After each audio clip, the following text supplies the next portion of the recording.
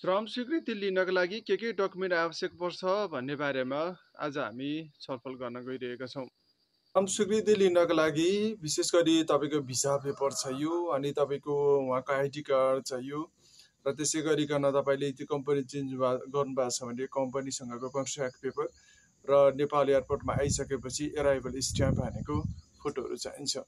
Saudi र कुवेतको हकमा भने अन्य केही डकुमेन्टहरू पनि अपलोड गर्नुपर्ने हुन्छ। वैदेशिक रोजगारीबाट नेपाल छुट्टीमा फर्किँदै हुनुहुन्छ भने श्रम स्वीकृतिका लागि चाहिने डकुमेन्टहरू सबै कुराहरू नछुटाइकन लिएर आउनुहोला, जसले गर्दा श्रम स्वीकृति गर्दाखेरि झन्झटिलो प्रक्रिया नहोस्।